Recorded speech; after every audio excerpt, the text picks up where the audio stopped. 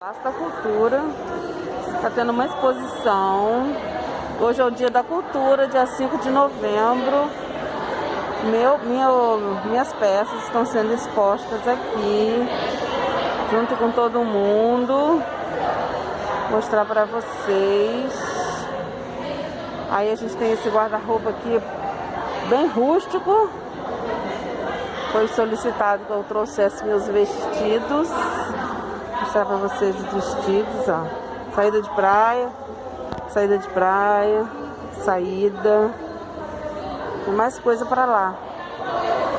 Aí tá montado aqui, ó. Palácio da Cultura, Campos dos Goytacazes, ó. Isso tudo aqui.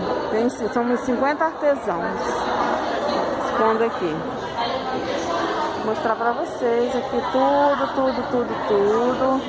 Os coleguinhas. Mas